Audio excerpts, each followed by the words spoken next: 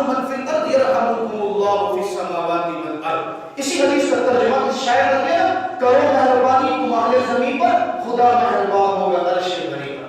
مشہور واقعہ آپ نے سنا نہیں؟ وہ ایک کدری زانیہ فاحشہ عورت ساری زندگی گناہ کرتی رہی، راستے سے جا رہی ہے پروگرام نمٹانے کے بعد ایک جگہ پر دیکھا کنویں کے قریب پر کتا ہے، کتا پیاسا ہے، اس کو ترس آ گیا، اپنا دوپٹہ لیا، اپنے پاؤں کے اندر سے جوتا نکالا، کنویں کے اندر سے پانی بھرا، کتے کو پانی پلایا. میرے رب کی مخلوق کے اوپر ترس کھایا تو میرے رب نے ساری زندگی کے گناہوں کو معاف کر دیا. کتے کے اوپر ترس کھانا، سگے بھائی پہ ترس کھائیں گے تو کیا ملے گا؟ محلے کے غریب لوگوں پہ ترس کھائیں گے تو کیا ملے گا؟ معاشرے کے اندر اپنے رشتہ داروں پہ ترس کھائیں گے تو کیا ملے گا؟ جو کتے پہ ترس کھانے سے میرا رب معاف کر دے گا. محدث کا واقعہ لکھا، بہت بڑے اللہ والے، بہت بڑی کتابیں لکھی، ساری زندگی دین کا کام کرتے رہے، فوت ہو گئے. کسی نے خان کے اندر دیکھا، بڑے عجیب محلات کے اندر، بڑی خوشی کے اندر، سفید رنگ کا لباس پہنا ہوا ہے، بڑے زربت کے اندر، بڑے محلات کے اندر ہے. پوچھا کیا ہوا؟ کہا میرے رب نے میرے سارے گناہوں کو معاف کر کے بخشش کا اعلان کر دیا. پوچھنے والے نے کہا آپ کی بخشش کیوں نہ ہو؟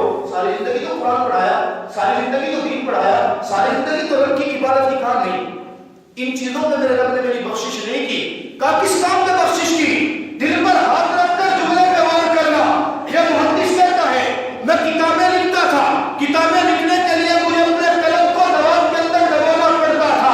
میں ایک دن کتاب لکھ رہا تھا، میں نے قلم اٹھایا، دوات کے اندر ڈبونا، اور ڈبو کر لکھنے کے لیے جب قلم کو اٹھایا تھا، میری قلم پر سیاہی کا ایک ڈبہ رکتا تھا، سیاہی لگی ہوئی کے اوپر ایک مکھی اڑتی ہوئی آئی اور اس قلم پر بیٹھ کر سیاہی کو چوسنے لگی. میرے دل میں خیال آیا رب کی مخلوق ہے، حقیر ترین ہے، کمزور ترین صحیح لیکن پیاسی تو ہے نا.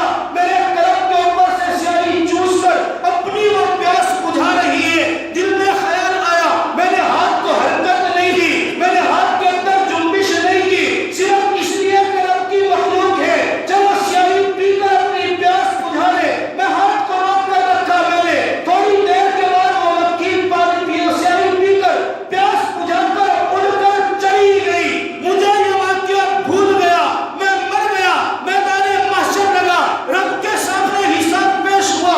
میرے رب نے میری زندگی کے کسی نے قبر کا بدلہ نہیں لیا. بلا کر تاکہ تو نے میری مخلوق پر ترس کھایا، میں تجھ پر ترس کھا کے گناہوں کو معاف کرتا ہوں. ہم نے کبھی ایسا کیا؟ ہم کبھی ایسے معاملات دیکھتے ہیں ہمارے رشتہ داروں کے